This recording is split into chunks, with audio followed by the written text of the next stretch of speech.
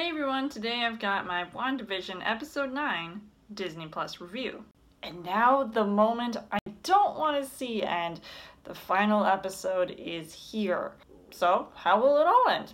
As far as the story goes, we pick up right where the last episode left off, and now let the witch versus witch fight begin. And the introduction to Evil Vision, when I saw Paul Bettany play White Vision, as he's known, I feel like he really sells it with this character because it's like a different side to Vision than we had ever seen, and I almost feel like he's just got this evil streak that I'm just like, what is this yin-yang sort of experience that he's having? And thankfully, him playing Vision, he was able to show up at some point in the episode and was there to protect his family and his kids. So it was really cool to see how he was able to pull off both roles.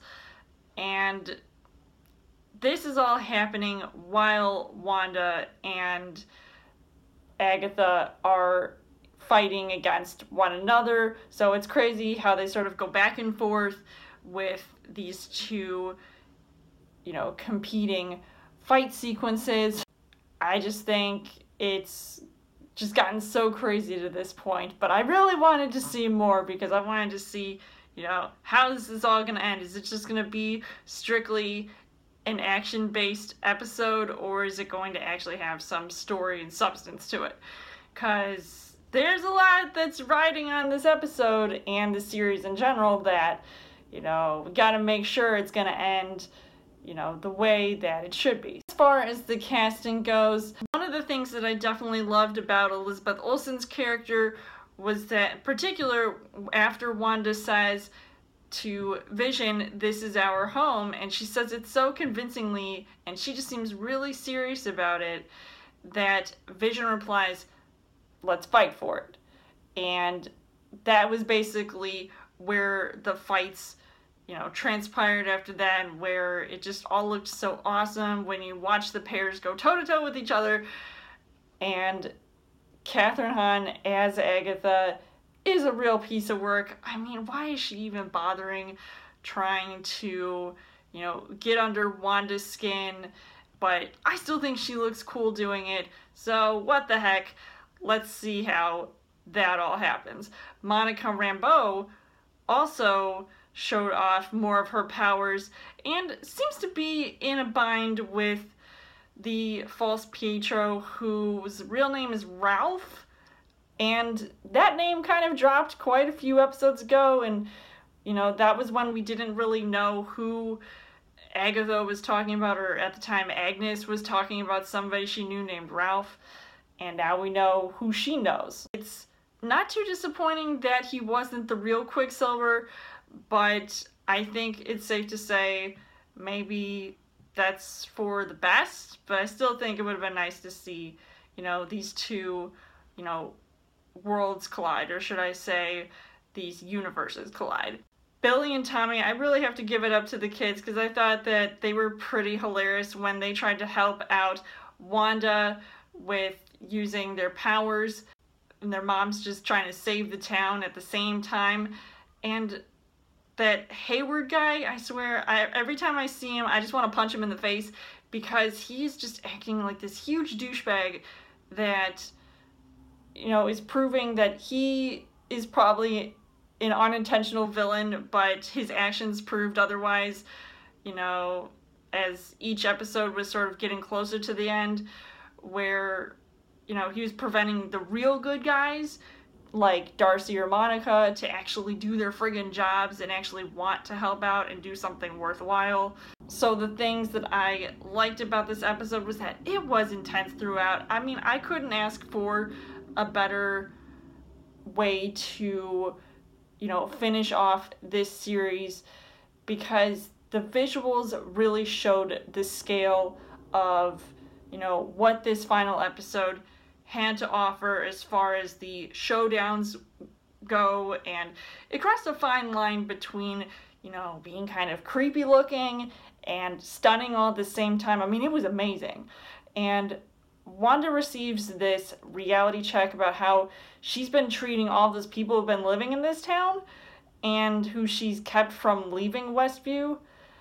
And so it kind of like makes you want to feel worried about her, like, oh, are they gonna turn on her? Are they gonna like be on her just like how she was with them and they didn't even know it? Or at least they didn't have the strength to stop her, and for good reason. And Wanda did have to make a tough choice, which I feel like was, kind of getting me really emotional watching this, but it led to something that looked like it was taken out of the Spy Kids movie, or maybe The Incredibles. I don't know. When you have a little thing called a family affair, and everybody's getting in on the action, it makes for good TV, literally. And the third act fight between Wanda and Agatha, I mean, I seriously can't stop talking about it. I thought it just looked so cool. It was glorious to watch when it revealed Wanda's true Scarlet Witch outfit. I mean, when it just sort of like came down on her, I was just like, she's letting this thing manifest, and she's like really, showing her true self. And, I like when, heroines are actually, being true to themselves. Even though Agatha sort of figured, like, okay, are you a hero, or, are you kind of like the villain of the story? But I would definitely take the former. And so, speaking of Agatha, what ends up happening to her is very clever and fitting justice for her character. So we'll see what actually happens, and if we'll end up seeing her again or show up in some Marvel show or movie in the future. Because I would definitely love to see Kathryn Hahn once again. Overall, I would say that even though I felt like I knew how it was all sort of going to come to an end, it still made me tear up. I'm not gonna lie, I didn't think I was, because for the third and final time I cried so many times during this episode. I don't know why, I just did. Now, the question is, where does the character of Wanda go from here? Because unless she plans to appear in more MCU movies, it sort of left this series open-ended, yet, having a satisfying conclusion, because there is a mid-credits scene that includes a scroll. It's, basically this link to Captain Marvel and, maybe possibly having potential sequels or spin-offs with this character going forward, and, Wanda coming in contact with someone's, pretty important. And there is not just one, but a second post-credits scene, and it shows Wanda in her Scarlet Witch costume. Now, I don't know exactly what she's doing or what she's looking at, but I think she looks cool. Even more so when she hears her two kids, Billy and Tommy, but they're nowhere to be seen. So where did they end up after everything she did, potentially got reversed? And they need her help, and now she's gonna go and kick some butt again. So I will be really curious to see, where they plan to go from here. So I can't wait to find out. So I would highly recommend this series. I think it definitely didn't disappoint me. There were so many surprises that I feel like I enjoyed myself watching every single episode. So I would give this 5 hearts on the heart rate scale.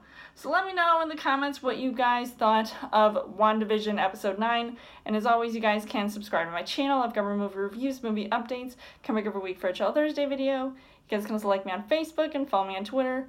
And I'll see you guys later.